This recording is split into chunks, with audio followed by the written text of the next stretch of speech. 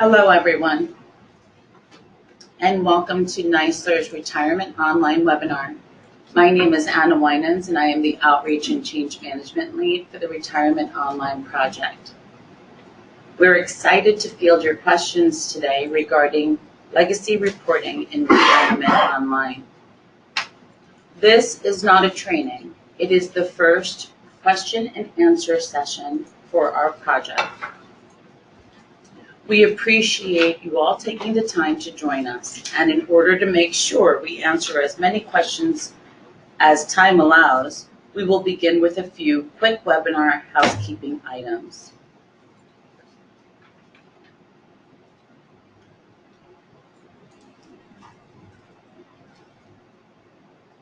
If you are experiencing any issues participating or viewing this webinar, please contact the number on this slide to speak with one of our Retirement Online Help Desk representatives who will work with you to get you reconnected to this webinar.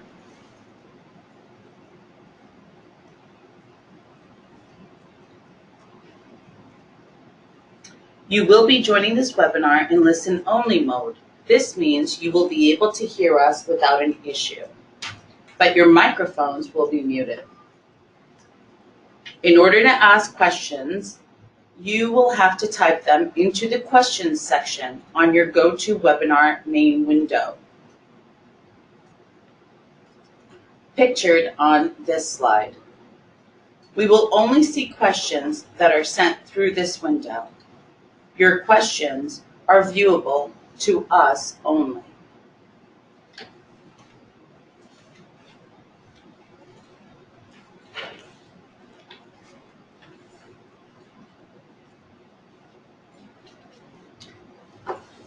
Our agenda for today has been created to answer questions on legacy reporting.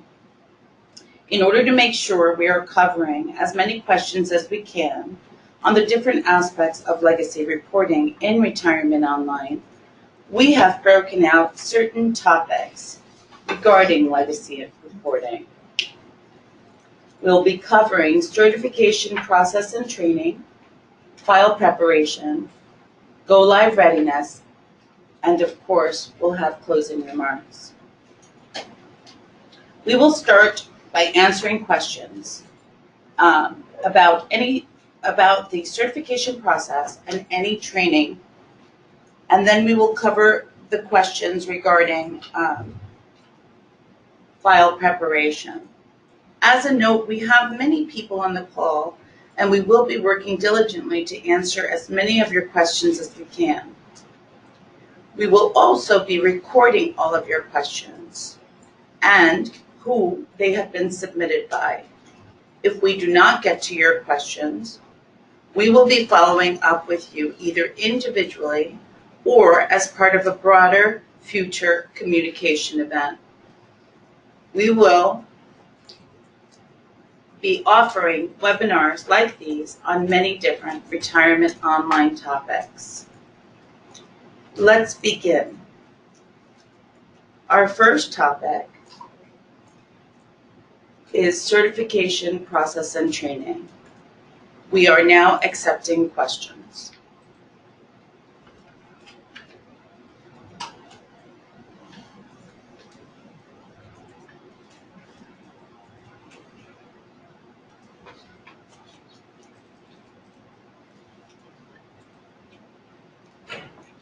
Well, we've received our first question. How will we be able to remember what we have to do in Retirement Online if we take the training months ahead of time? Hi, this is Sherry Lindgren. I am with the employer reporting area. And once you've gotten silver certified, you're going to be able to continue to practice in the training environment to help go through that self-paced training at any point in time if you want to just brush up on your skills. And we'll have additional opportunities to also prepare you. And you can always reach out to the Retirement Online Help Desk for assistance at any point in time.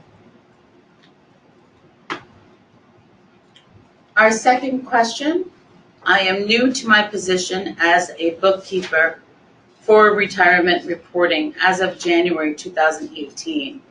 I feel as if I am caught between the two systems. I don't understand the old system well enough to appreciate the changes in the new system. Can you explain the difference in the two systems from the employer's point of view?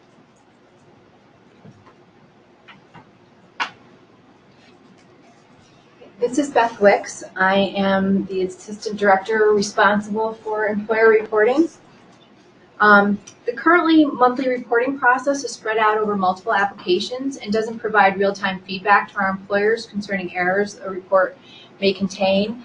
You are getting a pass or fail validation email within an hour of submitting the report, but the new system will allow you to submit monthly reports and adjustment in retirement online while also giving immediate notification of certain errors. We understand that new joiners or new employees to our employers may be caught in the middle of learning the two systems at once. We know there's been some turnover recently, but we have hands-on training available to walk you through the process in retirement online, step-by-step of submitting a file, and we'll continue to provide ways for employers to prepare for next May. And you've just been provided the Retirement Online Help Desk number. If you have any additional questions, they'd be happy to help you out with that. All right, our next question. We have employees that have more than one job. For example, bookkeeper, parks department, budget officer, and deputy town clerk. How will this be done in the new system?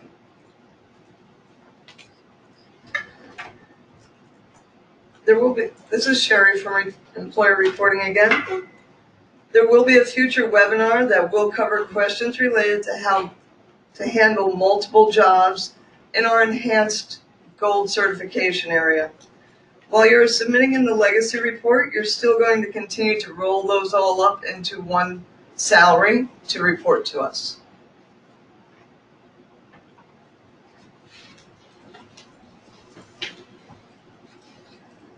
Our next question is about certification. How do we know what step in the certification process we are?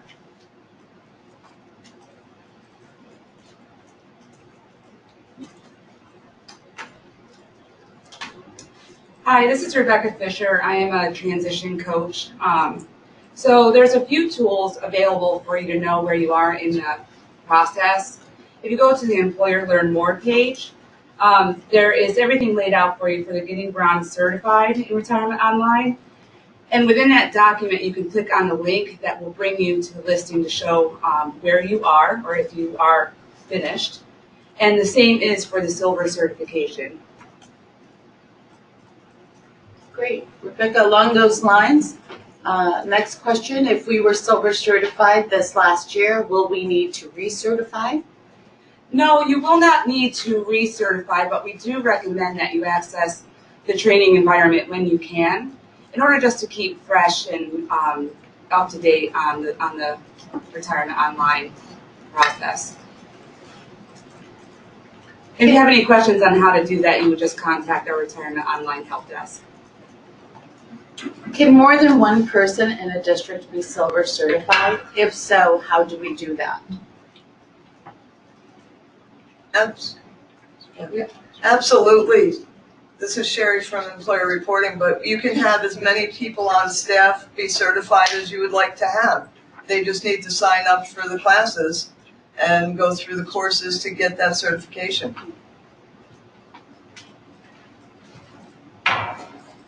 Will there be any more in-person training sessions or seminars prior to next May?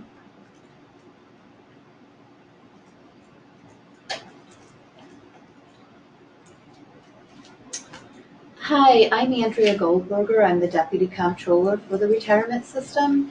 We are currently holding our in-person training sessions, and we strongly encourage our employer representatives to attend these sessions and become Silver certified before the beginning of December. The reason for that is because this will give you your first look at the new system and help you understand how your legacy report will be filed in May. We will be holding additional refresher training between January and our May go live for reporting. And in addition to that refresher training, at any point you can review the self-paced training courses, and you can also avail yourself of practicing in the training environment. All right, our next question is, can we report through the legacy program now?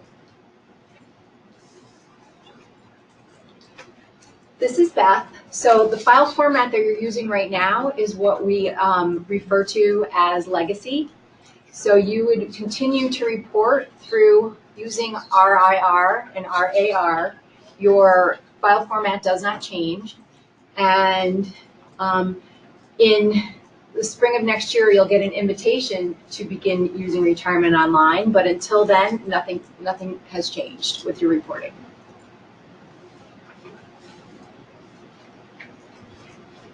How can we verify what we need to finish in the certification process?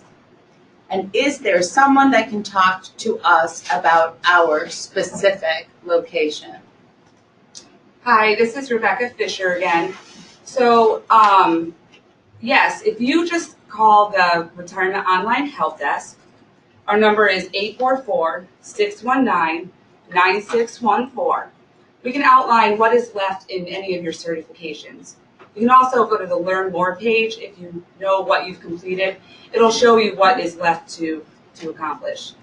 As far as speaking to you about your specific location, absolutely. Again, you can just contact the Retirement Online Help Desk, and you could ask for a transition coach if you needed some more specific information.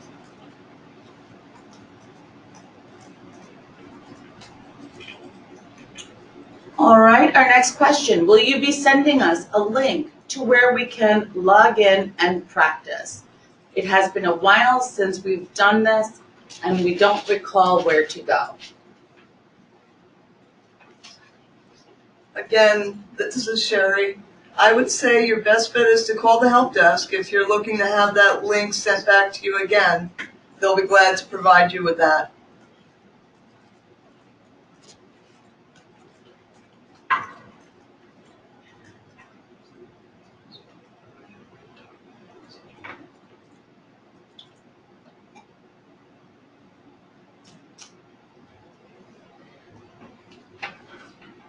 Our next question is, will we get written documentation for how to provide legacy reporting through Retirement Online?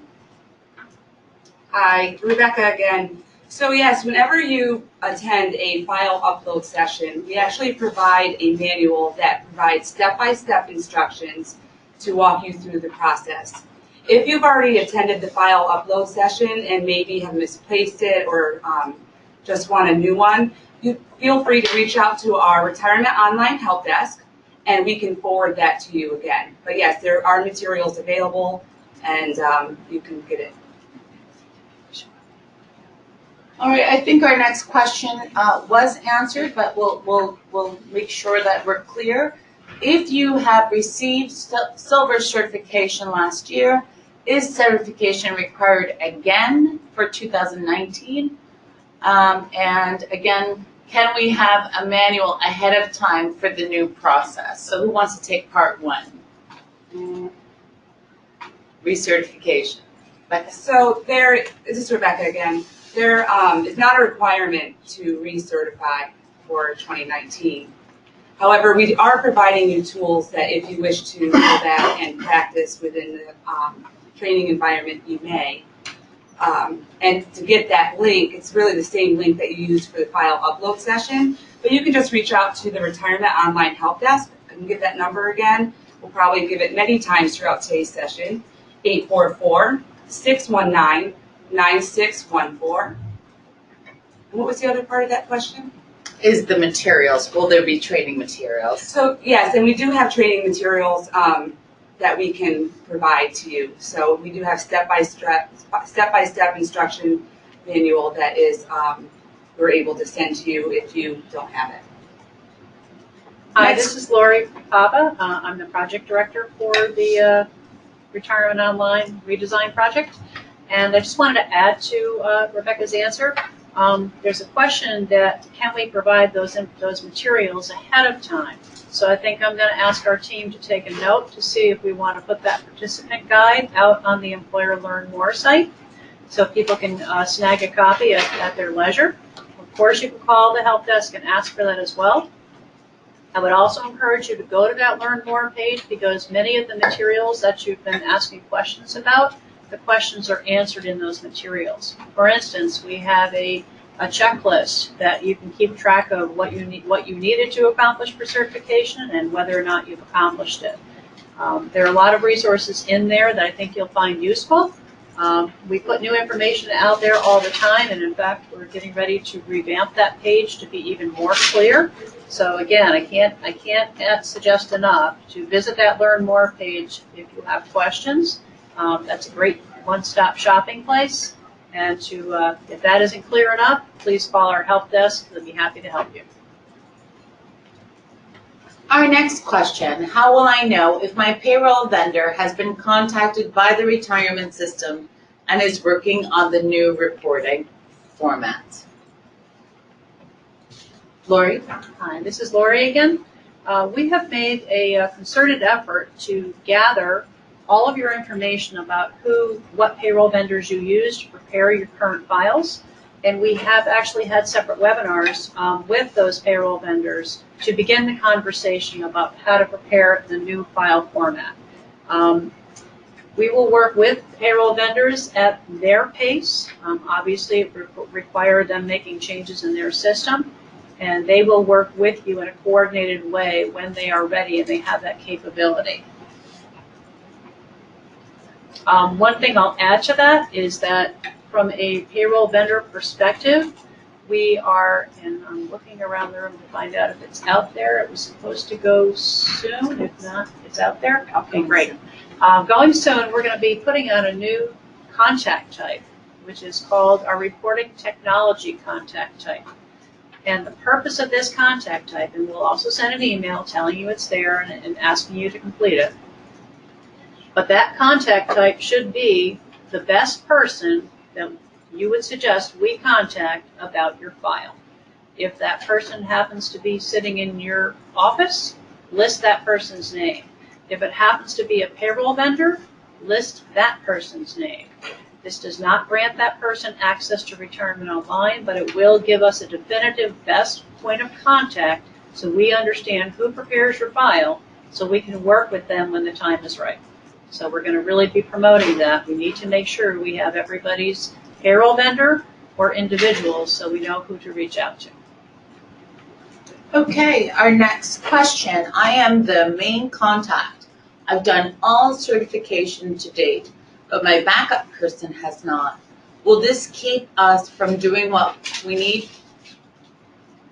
need in order to be compliant when we are in the new stage of reporting for 2019? Is it the organization or the individual who is certified? This is Sherry from reporting.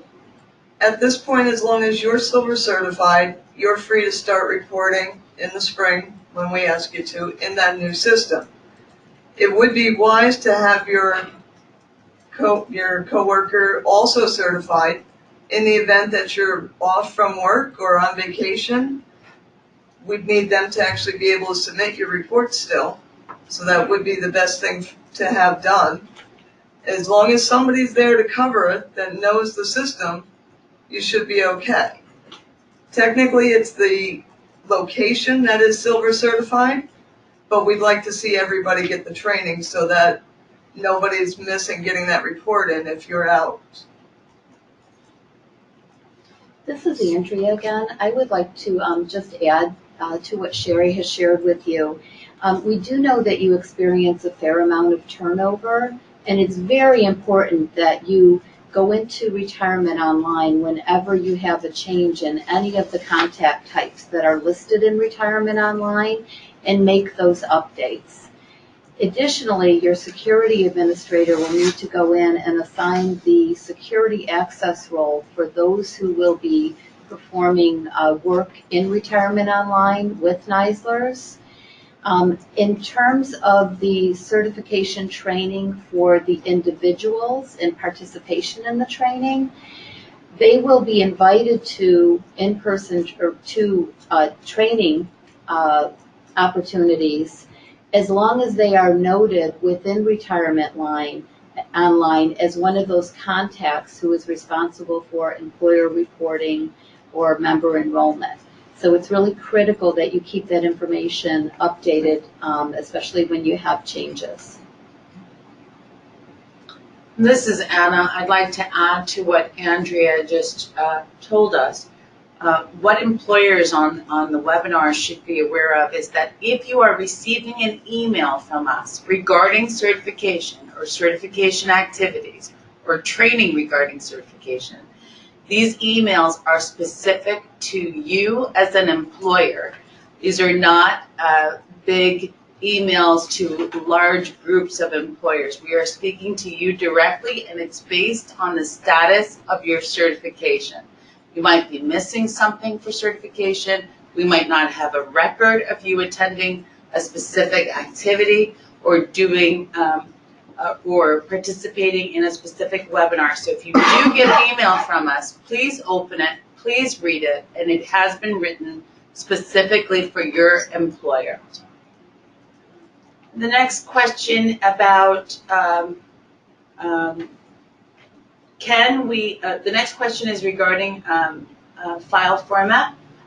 Can we post a sample file so I can see what the file should look like? Beth? So the employer guide is available online on the employer page, and the layout is there for you. And again, that will not change at all when you go to submit your report through Retirement Online. Heather? So one thing, this is Lori again, I wanted to just add to what Beth stated. The report format that you need for silver certification is exactly the same report format that you send today. So we haven't altered any of the fields on that format. So what you produce today is what you'll need to produce and submit in Retirement Online beginning in May of 2019. There are a few differences in that file which are included when you sign up for your file upload session. We tell you exactly what needs to happen. There are no file format changes. However, any blank rows or headers or footers need to be removed from that file. So it just needs to be the rows of data. That's essentially the only change to that form. It's not a format change. It's we got to delete a few rows if they have extraneous rows if they happen to be in there. No totals. That's what's typically in a footer, and no column headers. That's typically what's in a header. We just want rows of data, but there are no format changes to that file.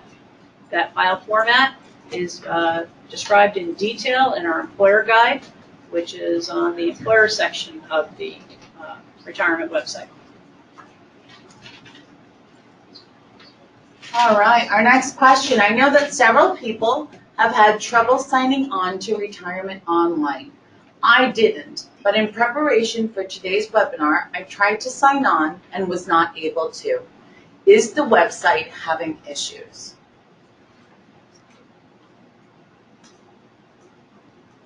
Hi, this is Rebecca again. The website is not having issues, but what sometimes happens with logons, specifically with file upload sessions, is the training environment requires a little more nuance than Retirement Online. So sometimes if you're signing into one and not the other, you will need to contact the Retirement Online help desk for assistance kind of getting reset. Any issues that you encountered with Retirement Online sign-in, whether it be the training environment or the live environment, you'll just need to reach out to our Retirement Online help desk, and we posted a number, and I'm sure we'll post it again. But no, there are no issues. But again, there is a little nuance that goes along with the Retirement Online training environment that we'll help you with. I just want to add, this is Anna, I want to add to what Rebecca just told us, and that's that remember, if you contact the help desk with any issues accessing retirement online, you are contacting that number specifically as an employer. If you are wearing your member hat and you are online, on Retirement Online as a member of NYSLRS, then we ask you to continue to contact the Customer Contact Center, and that has not changed. So our next question is, what is legacy reporting?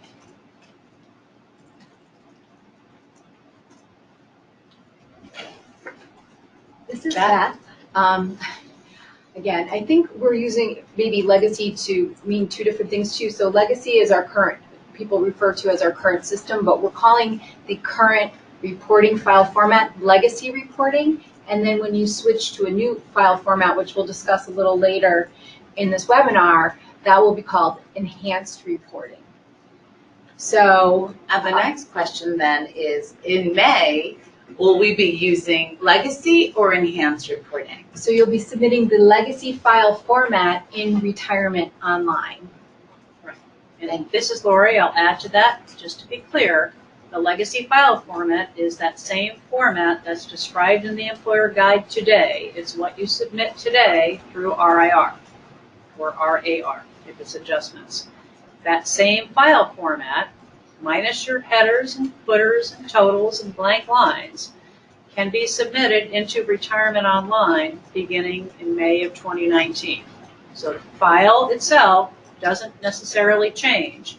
It's the legacy format being submitted to a different place. Our next question is, what is the deadline for silver certification? So this is Andrea speaking again. We would like to have all employers silver certified by the beginning of December.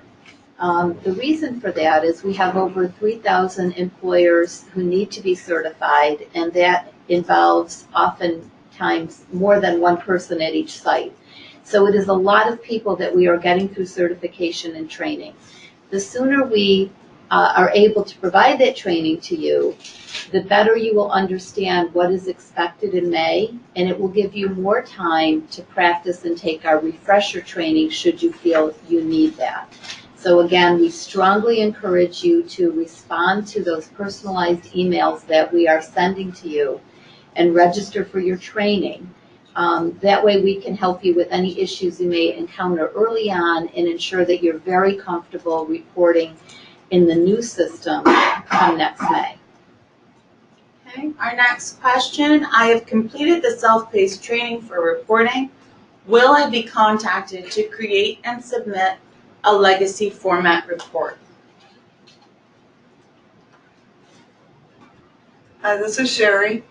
You should be contacted very soon if you haven't been already. We want to get you silver certified, and in order to get you silver certified, we will need you to submit a legacy file format.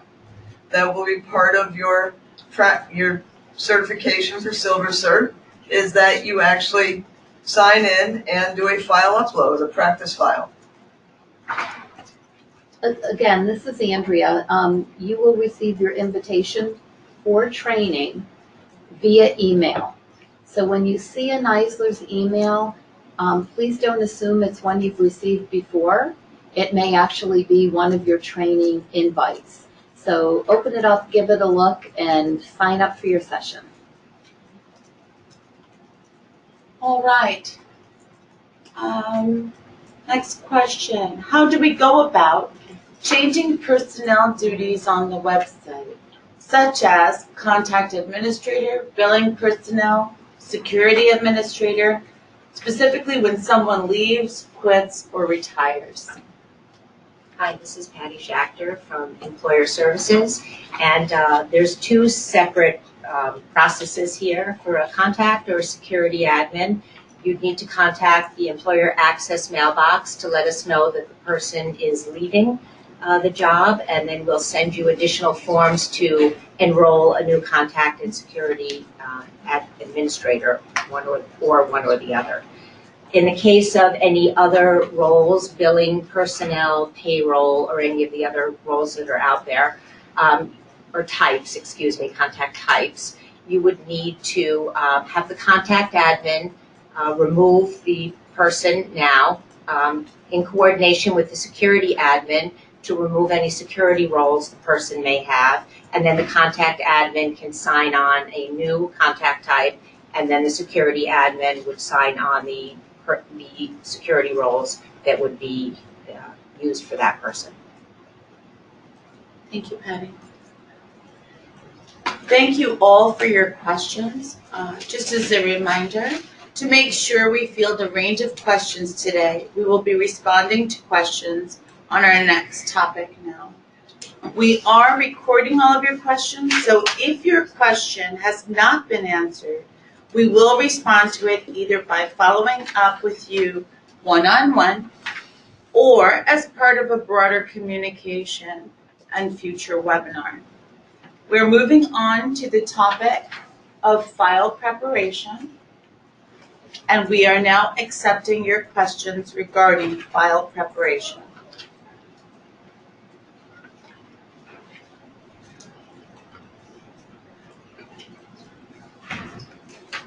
All right. Our first question regarding file preparation. If we do a practice report upload, what date should we be using to prevent errors? Rebecca? Hi, Rebecca again. So when you sign up for your file upload session, you will receive an email with specific instructions on what the requirements are for your file. But May, June, July, or August will work within the training environment at this time. All right, our next question on the topic. Is the member number the same as a NYSLRS ID number? If not, when will we begin to see these numbers for employees? I see there is a field for this on some documents. Please give a brief explanation for NYSLRS ID and member registration number.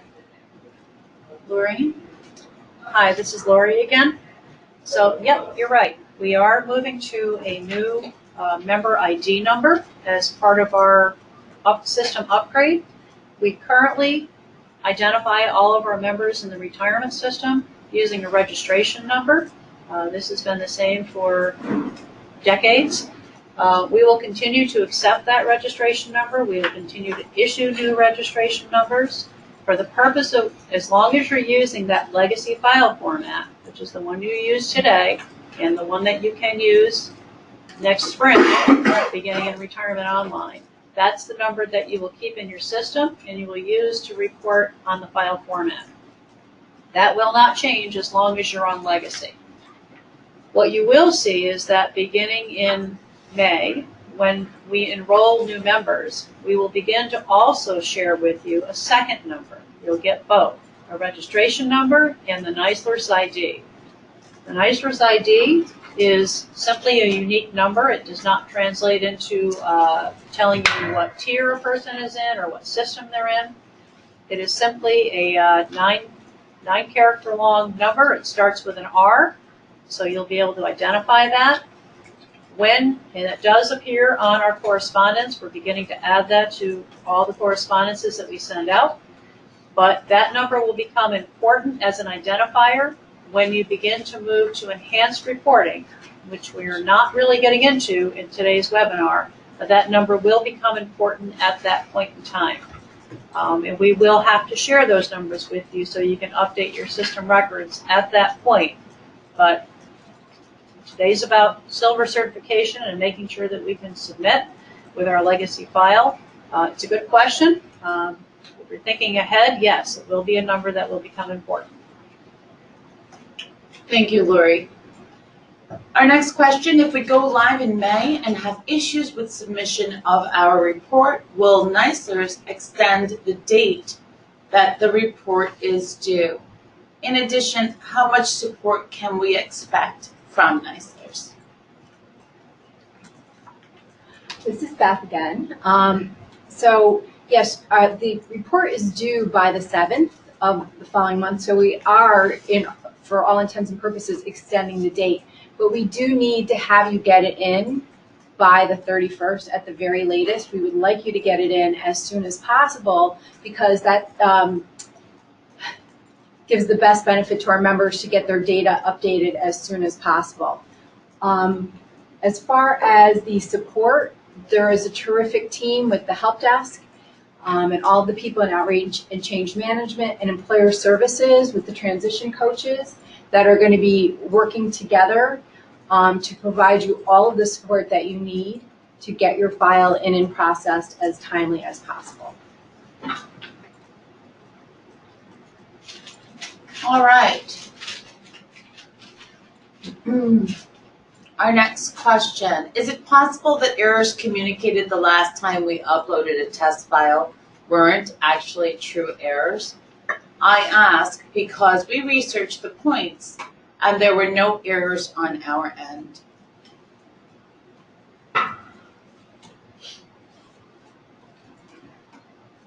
This is Sherry. We are aware that there are some conversion errors in our system at this time while we're working on bringing the data from the old system into our new system. We have some things that we are addressing and that we know need to be checked into, and we are actively working on that. So if you saw errors that you weren't able to understand, don't worry too much about them right now. We have a team that's working hard on getting those all squared away before we go live in the spring. Can legacy files use just last 4 digits of social security numbers?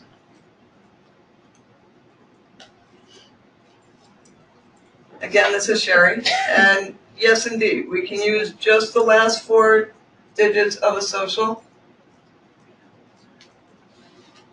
Yes. We did a zero. So you can simply put all, the last 4 and have zeros as placeholders or ones, I believe, as placeholders.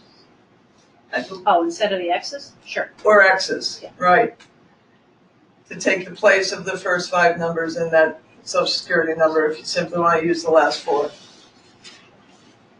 Okay, so along those lines, are we able to mask the social security numbers on the legacy format?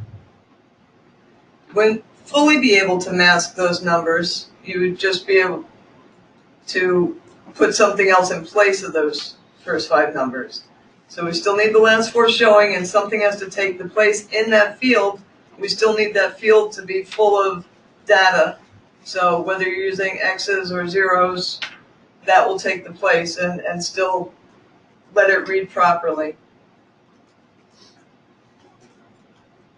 In preparing the new file format for the legacy report, do we need our payroll vendors' help?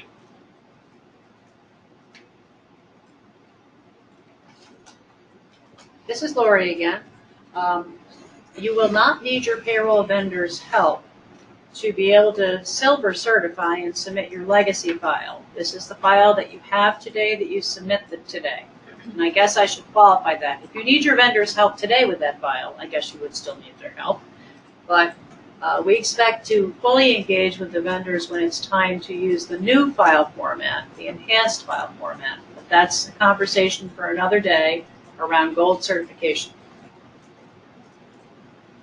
Our next question is, do we add all full-time and part-time employees to the legacy report even if they are not contributing?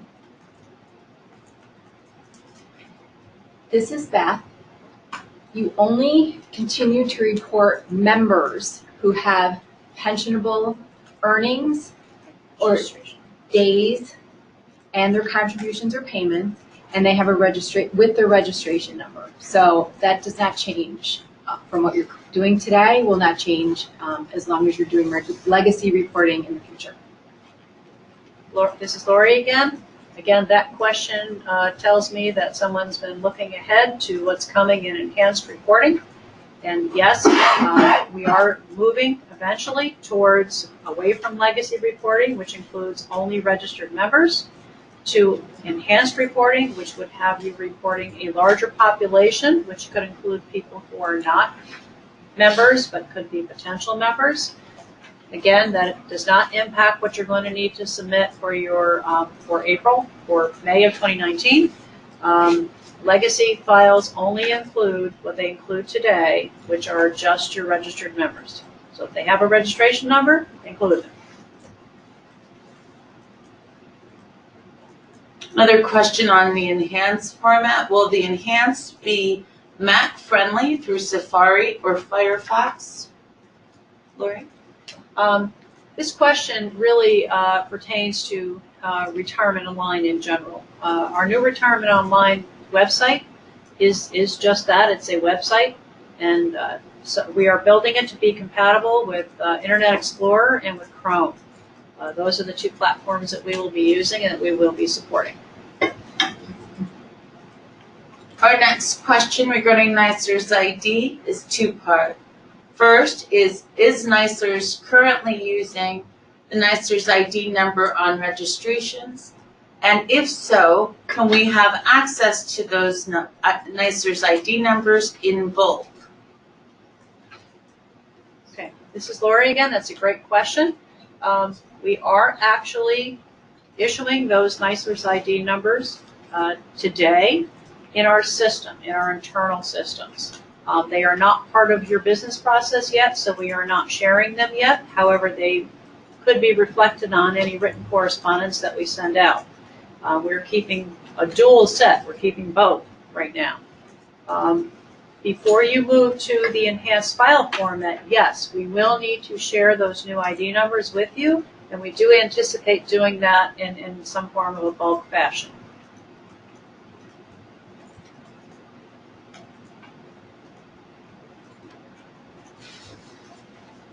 All right, the next question is about reporting in the legacy format. And the question is will I need to use an Excel spreadsheet and hand fill in all of the information when reporting through Retirement Online? Hi, this is Rebecca again. So sometimes when you are submitting in our training environment, there are errors on your file that need to be addressed, and sometimes the easiest and best way to address those errors are by converting the file via the Excel file document. So it really just depends what is wrong with the file. For me to answer whether or not you'd have to hand key it in, you shouldn't have to. It should be the same file, minus headers, footers, and totals. Okay. Our next question is about data. How about retired employees who are currently working? Do we still take them out of the report? This is Lori again. Retirees, if someone is retired from a public retirement system in New York State, they really can't be enrolled members. So again, on your legacy report, if a person has a registration number, if they're an active member, enrolled member of ERS or PFRS, they should be included. If you have individuals in your work site who are retirees of a public retirement system, they should not be enrolled members. So they should not be being reported. And Lori, does that extend to the practice file for file upload sessions as well? Absolutely. The rule of thumb is whoever you report today, that's who should be on your trial file. All right, follow-up question to that, Lori. What about retired members that are still working? Are we still reporting them once a year on the post-retirement report? Yes, that's a great question. Yes, that's an annual report. I believe that filing is calendar year. I'm not positive, calendar year. Yes, thank you, Paul. I knew you'd come in handy today. Thank you. So yes, that reporting requirement still applies to report post-retirement income.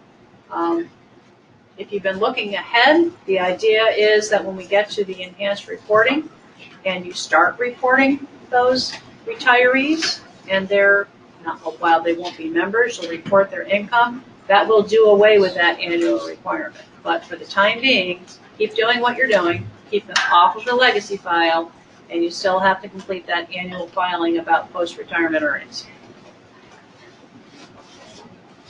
Very good. We do have a pre-submitted question I'd like to get to. How do we determine what to correct when a report is not accepted?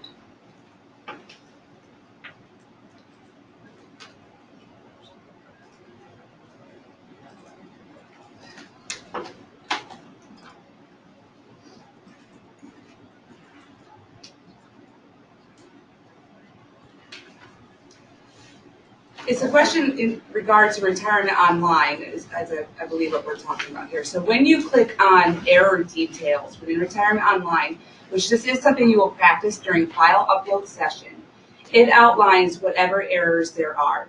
So sometimes it could be just a simple math error, but if it's a format error, those come up as well. And what you do is take those format errors, you go back to your file and you just adjust your file accordingly, and then you just re-upload it. But how you know is just by clicking on error details, it'll give you the specifics. And to add on to that, Rebecca, the next question is, are we going to get a full list of all the steps from beginning to end of retirement reporting on the new system?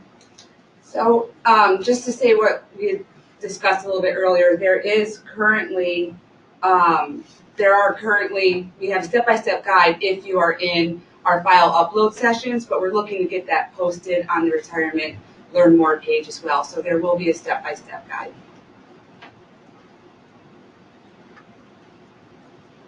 All right, we have a question about registration numbers again. And will the delay in retirement registration numbers be fixed by 2019 so our reports do not kick out if there is no contributions attached to an employee?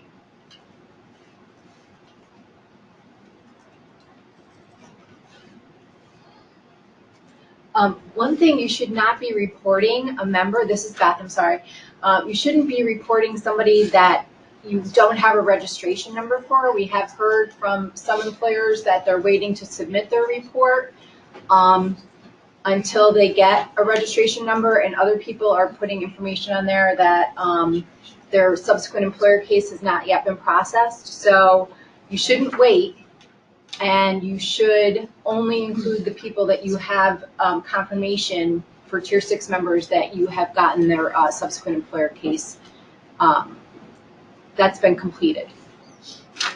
Hi, this is Allison Ryan from the registration unit. If you are having an issue with obtaining a new registration number for a new employee, you can contact Alicia Sullivan at 518-473-8017, and she'll be able to help you out with that. We are currently working on registrations received on September 27th, so we appreciate your patience in obtaining that information. Thank you. This is Lori again. One thing I want to add is that, yes, today our internal staff handle those registrations, and they do a admirable job of trying to keep up with the numbers. Our economy is booming. The hirings are in full force.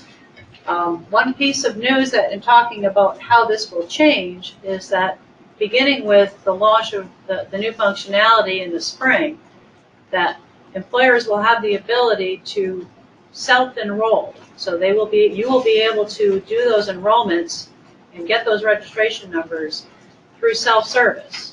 On your dashboard, if someone has the personnel security role, they'll be able to go to the Enroll a Member page, and we have training for that, to be able to complete that registration on the spot.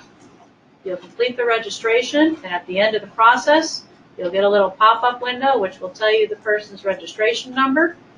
We'll also tell you their NYSLRS ID if you're curious, but most importantly, we'll also tell you their date of membership and their contribution rate. And contribution rates are also going to be available on a separate page within the employer dashboard. If you miss that pop-up window and you just need to go look it up. So you will have the ability to, rather than just mailing in or faxing in the registration form like you do today, you'll have the ability to be able to do that enrollment on the spot at your convenience and get that information so that you can get people enrolled immediately. All right, our next question is about our current reporting, which is RAR. Can Social Security numbers be altered now? Hi, this is Sherry, and currently, no. You cannot change the Social Security numbers at this time. We do want to still see a social at this point. And in that new system, when you do make those changes, note that right now in the training environment, that's not possible either. The training environment hasn't been updated with the ability to accept the last 4 digits alone. So for the time being, continue to do what you're doing and note that those changes will come in the spring. All right, our next couple of questions are regarding our new NYSLRS ID. Will the new ID numbers replace registration numbers, or will they be interchangeable? And finally, if we are to receive the IDs in bulk, will we be able to import? Lori? Okay, that's a bunch of questions. So, the new NYSLRS numbers, first off, why are we creating them? We are moving away from a 35-year-old system, and the new information system that we have simply has a different way of recording individual memberships. It also is a great way for us to collect information about our members across employers. So that's sort of a inside shop talk. But bottom line is we have these new numbers. And when we say that will they replace the numbers, eventually they will replace them. We do intend to carry both sets of numbers for as long as we need to. And the answer to how long that will be as long as someone needs them for legacy reporting, we will continue to issue them. They become important when you start using the enhanced file format. So that will be part of the conversation when we transition you to enhanced, is you will move away from reporting with registration numbers, and instead, the new file format does not even contain registration number. It only contains the NYSLRS ID. So that's when that transition will need to happen. And yes, we will do the file exchange in such a way that you'll be able to import that. We know that people don't, especially large employers, don't want to be hand typing in all those numbers into their system. So we will be sending a file of some sort. We'll get to that when we talk about our transition to enhanced. Did I get all the questions, Anna? You did. Okay. All right. We're going to take the next 2 questions. What numbers should I call to find out more about the post-retirement annual earnings report?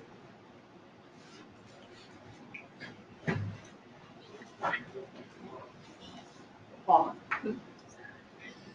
Post-retirement reporting? The new phone number for the brief information, 518-474-5606. That's the post-retirement earnings unit. Okay. And I think this last question is regarding our current reporting process. I have adjustments to do now. Do I still do them by paper?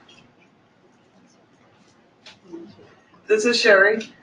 Indeed, by all means, you can do your adjustments by paper at this time. We would hope that everybody will transition to doing electronic adjustments when the new system comes out. But for the time being, we are still processing those paper adjustment forms.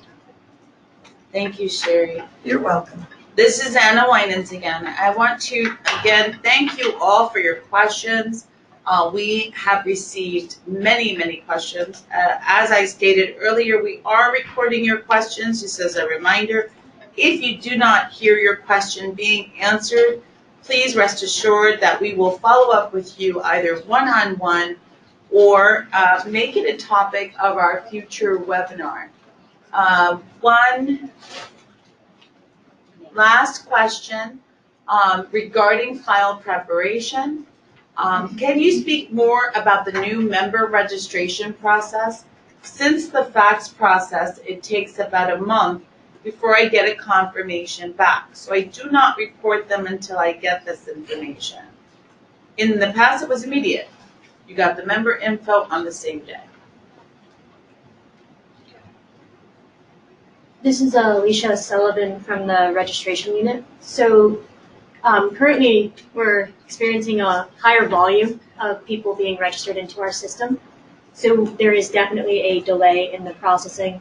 You are seeing that month delay. When we go live in May, when you guys are able to log into the Retirement Online and register these members through that enrollment dashboard, it will be instantaneous. So as soon as you add their personal information and then their job information, a window will pop up and provide you all the reporting information right there. If it's an optional person, you'll have to upload the form.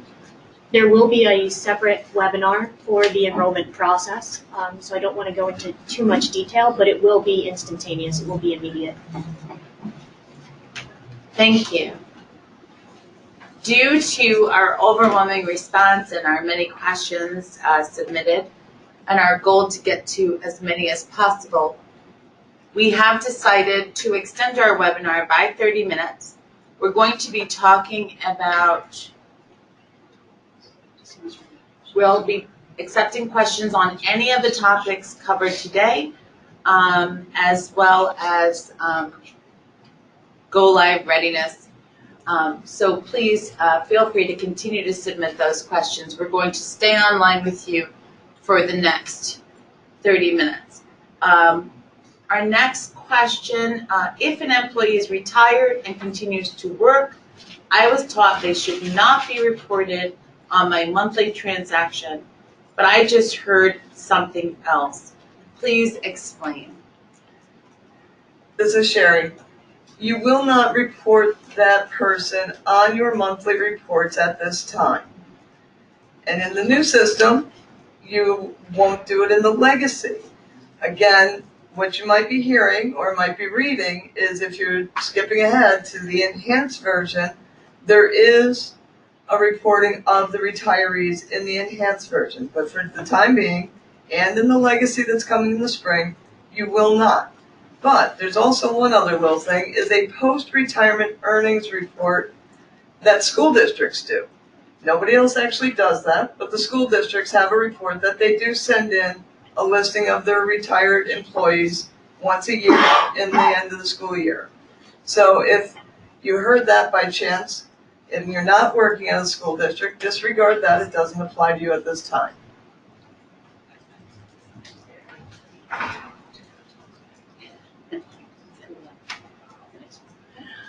When will enhanced reporting begin? Lori. Hi, this is Lori again. So we're pretty excited about enhanced reporting too, so I'm glad to hear that people are interested.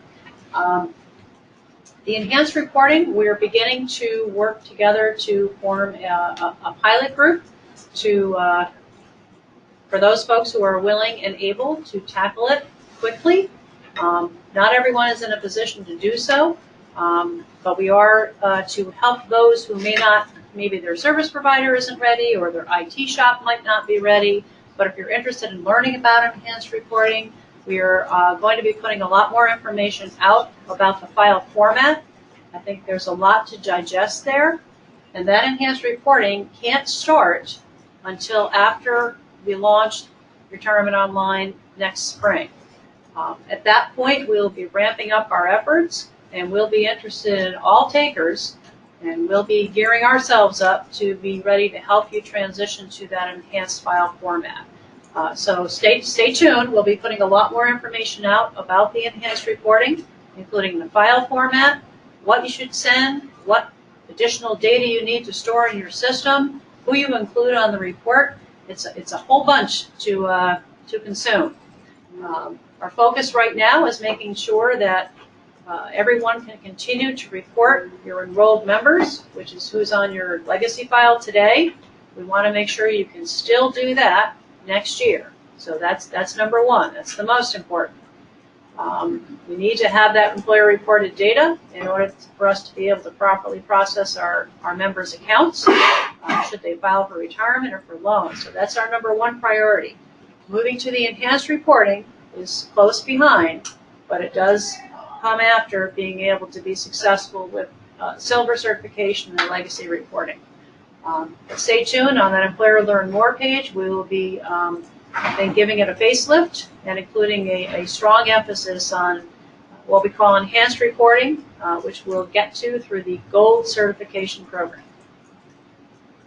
All right, our next question is regarding member enrollment. Do we still need to submit a paper application if we submit members online? This is Alicia Sullivan from registration. If you're enrolling a mandatory person through the online application, you do not need to upload or submit a paper application separately. If you're enrolling an optional member through the Retirement Online, you'll actually be given a pop-up box where you'll do the upload of that application. If at any time you're enrolling someone through Retirement Online, you will not submit something by fax or mail to us on the back end. Our next question, is it right to wait to report a new employee until we get their registration number and accurate contribution rate? Alicia? This is, I don't know how that works. Yes, you have to wait. The reason why is because if the contribution rate that you're reporting based on is incorrect, it will be an issue for the member and also adjustments will be needed. So along those lines, if someone is already an ERS member and a new hire to our district, is there a process we need to follow to affiliate them with our district or just include them in the monthly report? We would need to add your location to their account, so you would have to fill out another RS 5420, which is that registration application. Because it's subsequent employment, a signature is not needed, so you can just provide that one page without the signature if you want. Alicia, could you speak to how that process will work next year? We would still have to add the job. So you could actually go through the online capability and then add that job. So once you add their personal information, you'll get a pop-up box through our feature and it will say this person's already a member here. And this is a separate location, so if you want to add new information, you can, and then you would add the job information, and it will provide you with the reporting information for your location. So that one page, the Enroll a Member page, will be able to handle enrolling brand new members as well as adding this new job to the history of someone who's already on. Yes. Good. Approximately when will enhanced reporting be mandatory? It sounds like it's optional. Lori? Sure, be happy to answer that. Enhanced reporting is going to be is the future of Retirement Online. We envision that it will solve a lot of problems that we currently have and that employers have expressed to us in terms of timing delays and the pain of having to go back and get old information should someone want to purchase old service, or even when it comes time for someone to retire and you have to go back and get old data out so that we can complete a benefit calculation. So enhanced reporting is definitely our future. However, we are cognizant that with over 3,000 employers, many file formats and many service providers, it's going to take us a little bit of time to get everyone over to enhanced reporting. So in recognition of that, we're going to, as I said, start with a small pilot group of individuals who have reached out to us to indicate that they are willing and able to tackle this early. Once we go live in the spring, we will be ramping up the efforts to begin a process to transition everyone to enhanced reporting. We are anticipating, we're hoping that that process can be completed within approximately 2 years. That's our goal. So plan now, talk to your leadership, your organization, give them a heads up, let your IT shops know, let your service providers know that you're interested. We need to get this work started, but we also know that we can't just hoist it upon you with no notice. And again, that's why continuing to be able to submit your legacy file into Retirement Online is going to be, it's essentially a stopgap until you can get to enhanced reporting. This is Andrea. Thank you, Lori. I'd like to just add why going to enhanced reporting is going to be so important for our employers. And we will have a separate webinar on this to really do a deeper dive and talk about enhanced reporting and the benefits to employers and our members. But just to give you a quick example, we were just talking about the current registration process, and it is essentially a paper-driven process. When we introduce Retirement Online in May, you will have the option of using the Enroll a Member page, which will lessen some of the pain of that paper process and get the information you need to do your reporting more quickly. But even better than that, once you move to enhanced reporting, you will be able to, with the expanded data that you'll be providing on that report to the system, we will be able to automatically enroll mandatory members. And that streamlines that process even more. So the important thing to keep in mind is that moving to Retirement Online in May gives us and our employers some great benefits using your legacy reporting. But the real benefit isn't fully realized until we move everyone to enhanced. And that's the benefit to employers, the benefit to your employees, our members, and the benefits to the work that our staff does along with you. So keep an open mind about enhanced reporting and be sure to attend a future webinar to learn more about it.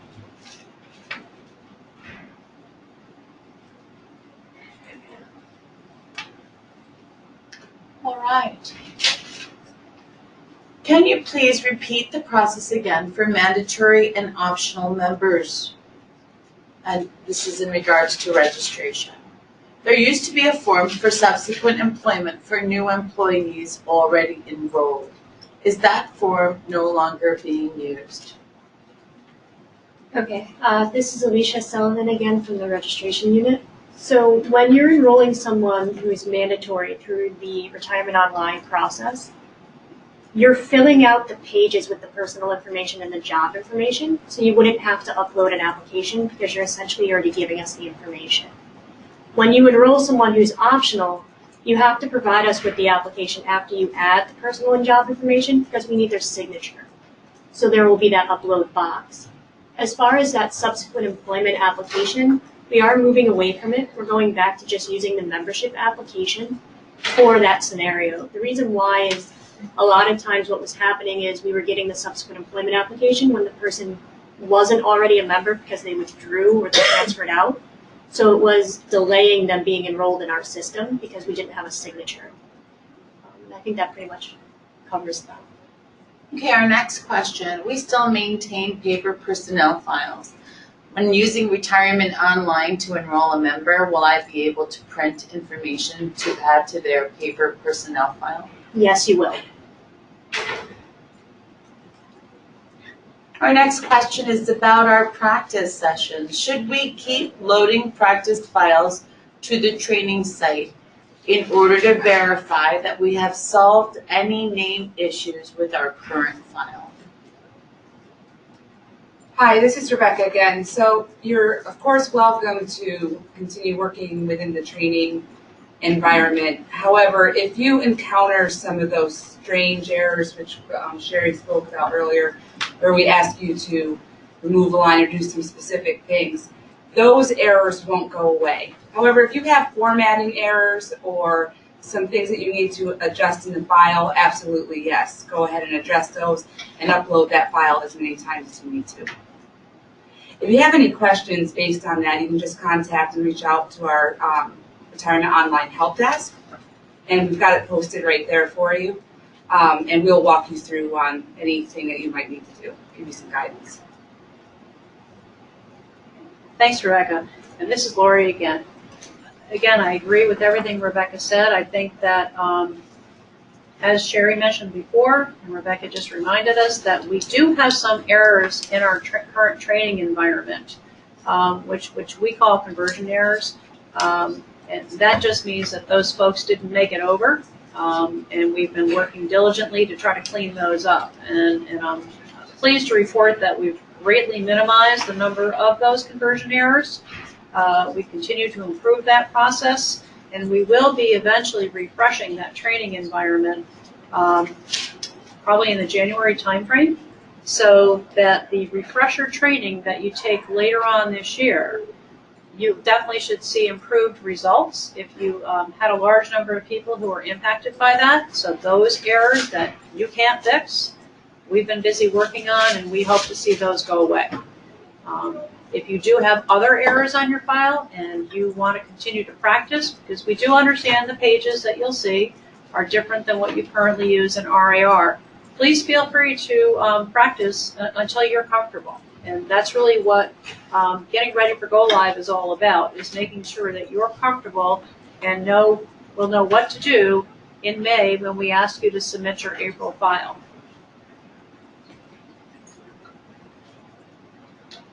Okay, our next question is, where can I find important retirement online information leading up to Go Live?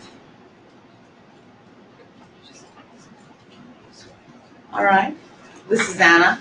Our Employer Learn More page is where employers can go to find the latest resources and updates concerning retirement online.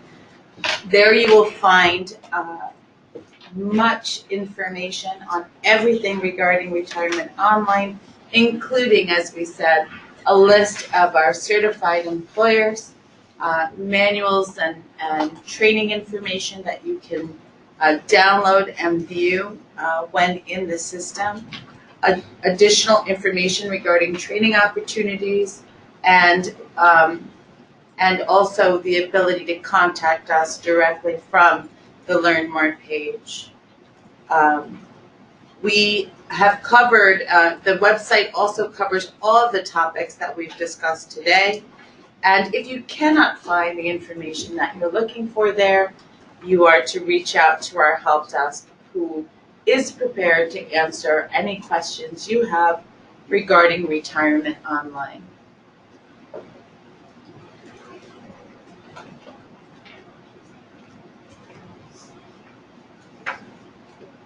I want to thank you all for joining us today, and on behalf of NYSLRS, I want to thank you for your questions. Just a reminder that we have recorded every single one, so we will get back to those of you who we did not address today. That will be one-on-one or as part of our follow-up webinars. Please keep in mind that we would like to hear from you in regards to topics that you'd like to see covered in these webinars. And again, NYSLRS is committed to providing you with the resources you need to start using the new Retirement Online for legacy and ultimately enhanced reporting. It's critical during this time of transition that you keep your contact types and security roles up to date in our system. These individuals will be receiving targeted messages. We talked about those emails earlier, where folks will be receiving emails specific to their work within Retirement Online. If you have not yet completed your Silver certification, it is imperative that you come to your file upload session. Having already logged into Retirement Online to set up your security, and with a prepared test file. You will receive detailed instructions on how to do this in advance of your scheduled file upload session. Once Silver certified, you will be invited to further practice opportunities in preparation for Go Live in May 2019. Again, don't forget to visit our Employer Learn More page for more details on these and more topics. And as always, our help desk and transition coaches are here to help. This is Anna. Thank you for joining us, and I look forward to seeing you soon.